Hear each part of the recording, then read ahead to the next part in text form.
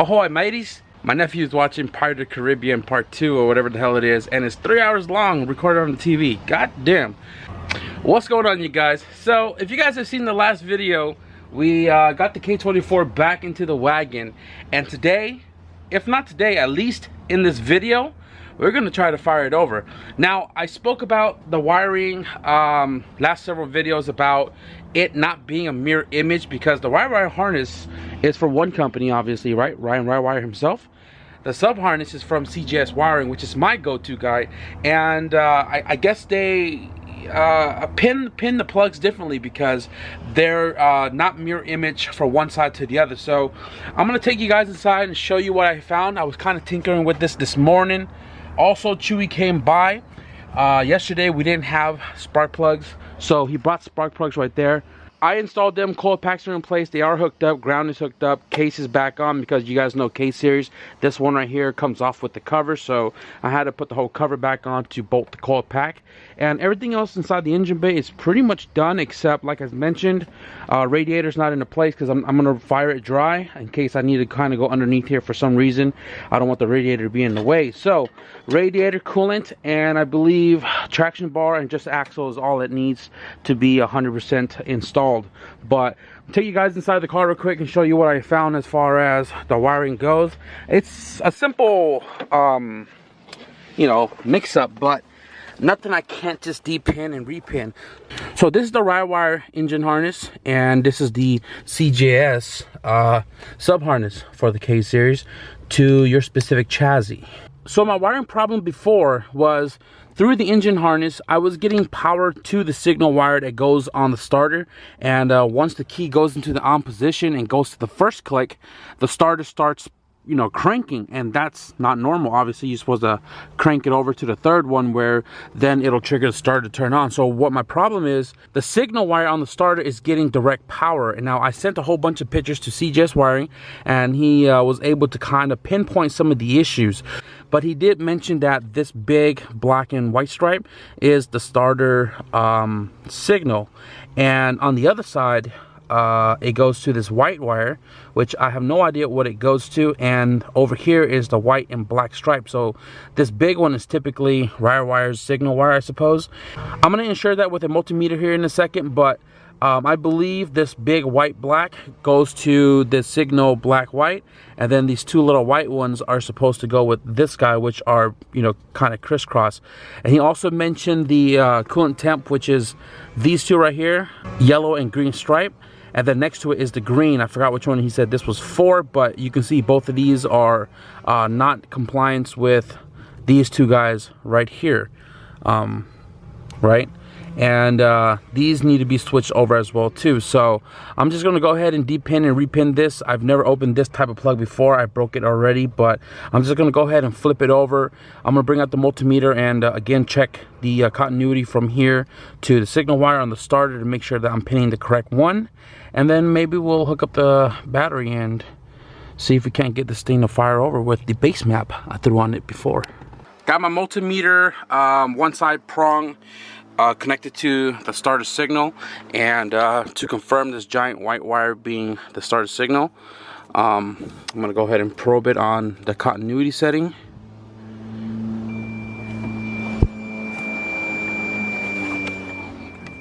Okay, so I just want to give you guys a quick little update here. Just been trying to diagnose the wiring. So we got the pinouts all depin, repin accordingly, but there may be more wires switch around that I don't know. And we've tried turning it on. We got the battery pack, we got the battery, we've cranked it for a good minute now, and we have fuel in the cylinder. We definitely had compression. I showed you guys that in the last video, but we don't have sparks to the coil. Now I've pulled the coil out, and I've you know, threw a spark plug right here, grounded it out, and has no sparks whatsoever. We have everything else to fire it except spark, and I'm sure that once we figure out why it doesn't have spark, it should fire over. So more diagnostics. I sent CJ a few texts to see what he thinks, and hopefully try to pinpoint it. Hey, Hunter Tune, my cousin watched your video, man, and he's very confident on making his own map. So, I don't know, maybe this is going to be the first car since we are on K-Pro. and he might be tweaking this a little bit once we get it up and going. I want to give a huge shout out to CJSWIRING because he's giving me a full rundown on all of the wires. There you go. All of the wires that are flipped and that I need to swap over, just based off of pictures, bro, not even FaceTime or anything. And hopefully we can get this thing to fire over with the coils and stuff. I noticed that they are definitely opposite, and you know, we're moving them one by one, as you can see right there. But damn, we got the whole squad out this motherfucker. Got the whole squad out here. Look at that. Pig's on his way or what? Car's all the way down the street. You know what I mean? This is the new car I just picked up today. We're doing an alarm on that. And got the turbo hatch out there, the turbo 4-door. We got the 2 piece of shit car on the left, and then we got mine right there. Oh my god, man.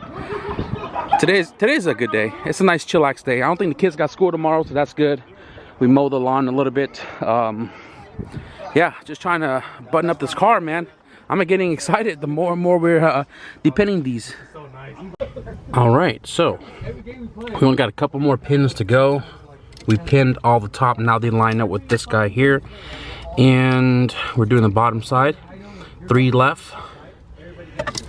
All right, Carlos, what's next?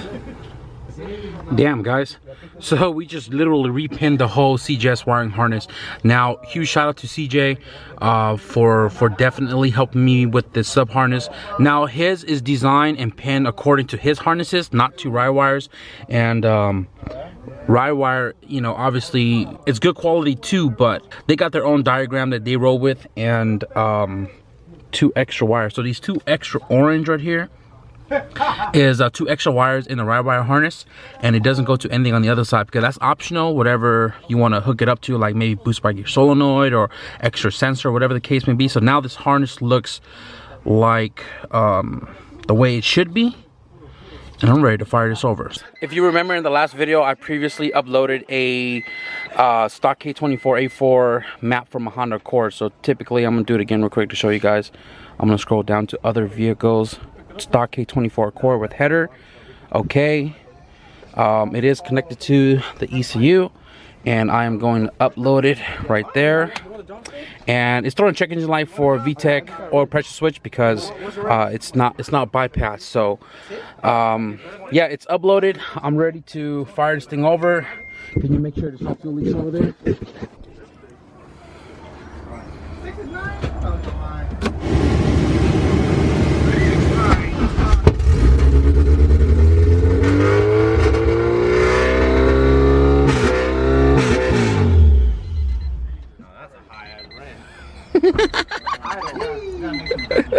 What the fuck?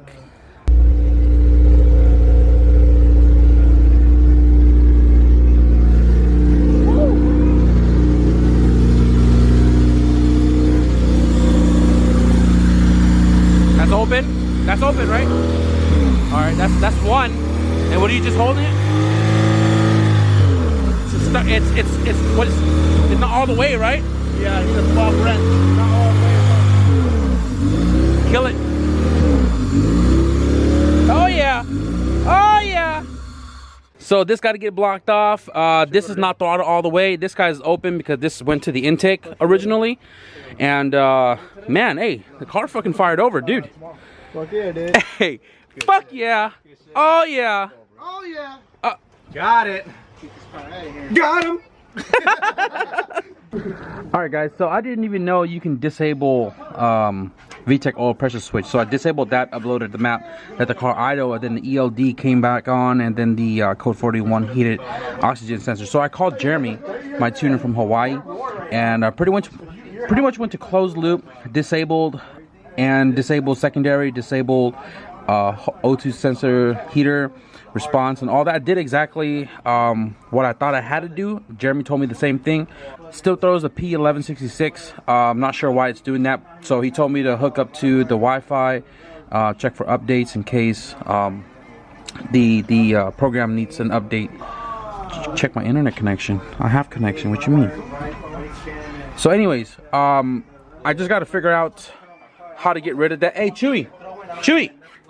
Hey, Jeremy said it's best for you to run an O2 sensor, so you're gonna have to buy one of those. It's like 80 bucks. Oh, yeah. I'm probably gonna have Chewy get an O2 sensor later so he can have the built-in wideband, because the K series has a built-in wideband. It'll help with tuning and all that. Jeremy's gonna call me back when he gets back to his island, because he's tuning on a different island, and he's gonna remote in for me and kind of go through the map, because this is a map chosen from the list, and you know what I mean, like there's something I might have missed in this map right here, so Jeremy's gonna kind of run through it and set me up. Man, you guys just got back, bro. You were supposed to go get some pizza and it came back with fucking McDonald's. What the fuck happened? So I got to the pizza place. Where'd Carrie go? Carrie split to go get the drinks. So he went to the liquor store. So I'm walking, I'm in line. I got to the pizza spot. I went in line. I'm waiting in line, and there's 3 fuckboys. One of them was hella rowdy, acting hella hard and shit. And then so I stepped to the side, let him walk out the door. So I don't want no shit, okay? And then he was just out there talking hella hard, like being hella hard, talking about like I'm not scared to catch a case. Like, I wish a nigga stare at me. Wish a nigga look at me right now. I was like, so I turned and looked at him. The fool's testing waters. So I turned and looked at him, and this fool he looked at me and called me, "What you gonna do, bitch?" So when he called me a bitch, I was like, "The fuck did you just call me?" So I stepped up to him. It's like, "What's up, cuz? What you gonna do?" The cuz came out of me. It's like, "What's up, bitch?" He kept on calling me a bitch. I was like, this nigga's really down to get his ass beat. So the first thing is, in my head, I'm not trying to go to jail. So I asked him, out of nowhere, how old is you? 21. All right, you're ready to get your ass beat. So his boy. You signed his permission slip too. His boy was pulling him back to the car. Like holding him back and shit. His boy kept on holding him back. He said, he's good. I was like, all right. I was like, and every time he's going back, he's backing back. He's like, that's right. Walk away. I was like, the fuck, I ain't walking away, cuz I'm right here. Do something. So he pushed his boy. He trying to run up on me like this. I was like, fuck boy stance, bro. He ran up to me like that, and I was like, book. 2 hits. So first hit, he went to the floor, and when he was on the floor, I went, Duke, one more time, and then he's like, I'm done. And then look at this. And then I stepped to his face. I was like, say sorry. He says, I'm sorry. Like after that, I went back in line like nothing happened. Nothing happened, and everybody was like, the people that work there is like, you're good. It's like, yeah, I'm good. It's like, he's good. It's like, yeah, like let everybody go. It's like, no, we can help you first. Like, no, like everybody's in line, so it's good. And then Kerry finally showed up, and he was like, he was telling me, like, yeah, everybody's saying when he was walking towards the pizza joint, he was like, yeah, I keep hearing everybody saying, yeah, the Asian dude fucking handle his thing or whatever. I was walking, they're like, yeah, that Asian dude handled that Mexican dude, bro, like nothing. I like Asian dude, I'm like, no, that's not my cousin. He's like, cousin, I just got in the fight. I was like, what the?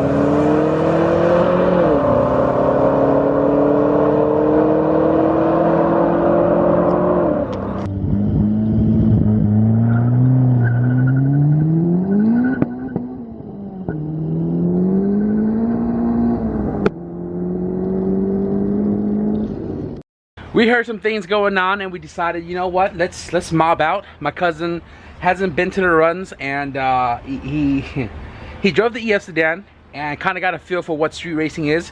I rode with Alex this time around because I've never sat in this car before, and I must tell you, that thing is smooth as hell. There were several spots throughout the night to go to, but we only wanted to go to the first spot, and that's what we did. We ran, we went home, and here we are now. Now, before we went out last night, I did get the axle, traction bar all installed, and underneath the hood, I got pretty much the radiator and everything else hooked up here 100%. And all that's left that's in here is coolant. Now, I'm not going to spend too much time tinkering with the map because I know the car turns on. It just has a cell light for the 41, which I don't know why it's on, even though everything related to O2 sensor is disabled. And then the other one is the ELD, which I believe my ground is just not in the right spot for the battery, which is literally under the center console. But I know the car turns on. It turns on enough. It idles. I'm going to tweak the vacuum a little bit to get it to go down a little bit more, bleed the cooling system, and the goal is to get this car back on the ground and maybe drive it around the block. I gotta cut a piece of the exhaust off and then hang the rest of the exhaust up and leave that up for Chewy to you know, connect the rest of his piping. But I'm excited. I have a little oil leak. I don't know where it's coming from. I'm almost certain that it's coming from the crank pulley seal itself. Everything on the timing cover side to the oil pan has completely been sealed off, and the only part that I can think that it's leaking from right here is coming from the crank pulley seal itself. It's not dripping enough for me to really worry about it, but just know that it's there, and Chewy knows that it's there as well too, that it may be something to address like later or something. So yeah, I'm gonna get started on the exhaust and wheels, and then we'll bleed the cooling system.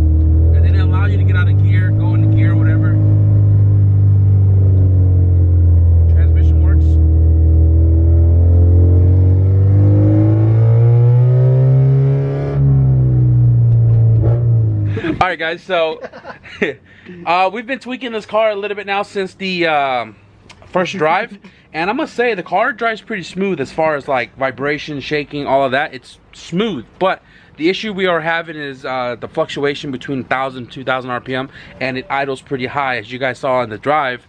When I put it in gear, literally it'll drive itself. Like I don't even have to touch the gas pedal, nothing like that.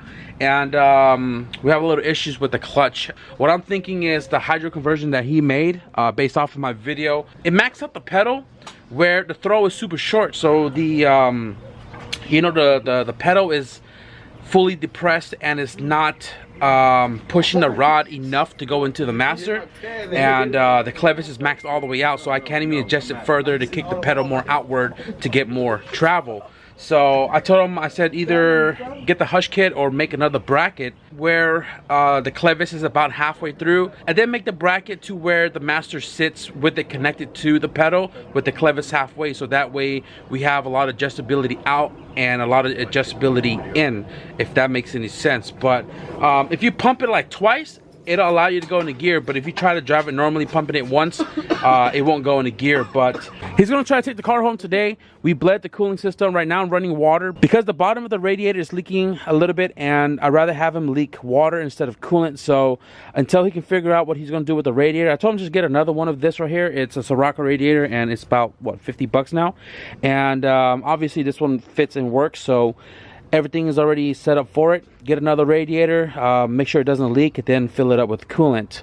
You got this crazy looking intake setup because I was trying to eliminate the causes of these open vacuum lines, and only this one right here made it idle super high, so this one has to be blocked off for it to idle lower.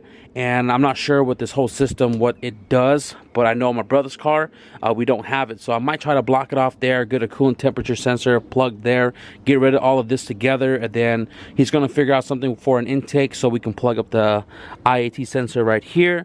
But aside from that, I mean, he can drive the car home as long as he kind of stay away from the person in front of him because of the car wanting to drive its own with the high idle. This throttle body was Chewy's original throttle body, and the TPS broke because I was telling Kerry to keep an eye on it when I was dropping the car down to swap the motor, and he said I was clear, and then next thing you know, the lower radiator support destroyed it. So this is his idle air control valve. I'm not sure if I want to change it out because I don't know, maybe I'll just change it out right now. But we did swap out with another idle air control valve from another throttle body I had sitting around, and obviously the car's idling at what, 800 600 and it's the idle air control valve that's bad. Now I had thought that because I swapped this, there's no coolant in there, that I had to bleed it out so we can get coolant in these lines for the outer air control valve to work, but apparently it didn't because we bled it out already.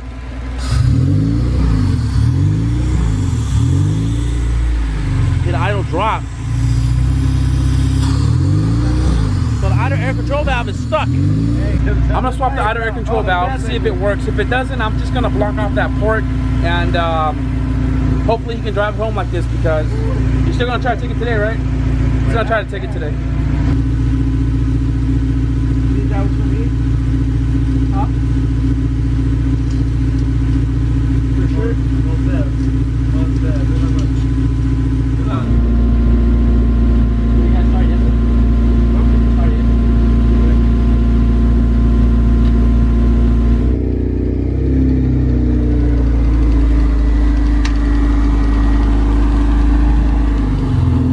A little clicking noise is the fan.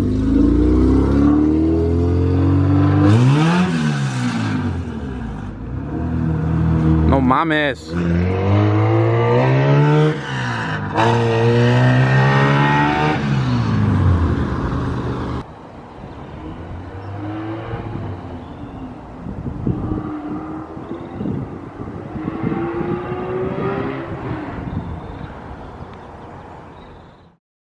Alright guys, so it's been a couple hours now that Chewy took his car, finally got my driveway back, and ready for the next job. I think I've grown more gray hair working on Chewy's car than I did my whole entire life of living, but regardless to say, I am stress free. Car turned on, it sounded great. We fixed the idle, kind of. We got the car on all fours, driven. The transmission is still kind of iffy going into gear, but he was able to make it home. He texted me, he got a little footsie with his car. Went up to about 4,000 or 5,000 with the check engine lights and all, but it feels great. When I drove it, he says it feels great, and I know he's gonna enjoy it. A few more things we got to tweak with the car, not a big deal. When I have free time, I'll go out there and give him a hand, but right now it drove home, it's gone, and that's pretty much it for that K-Series wagon. Got my buddy Carrick and K-Play in the back right there. We're gonna get something to eat because we haven't eaten all day, and we just been chilling here talking about you know, what the year has in store for everybody. Carrick is probably gonna run his car at next track, B20 Vtec EF sedan, and K-Play in the back over there has a 1JZ single turbo 240SX. Maybe we'll go sliding when it's all said and done, but I am gonna end the video right here, guys. I hope you enjoyed. The cats are fighting. You hear the cats fighting?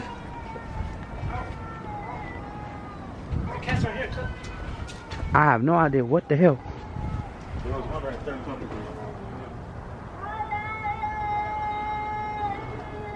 Meow meow, your side hole fighting with your baby mama?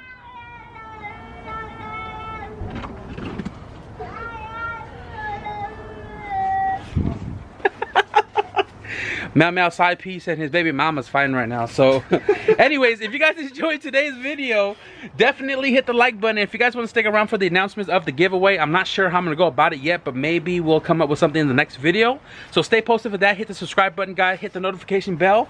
And thank you guys for watching, and I'll see you guys in the next video. Peace.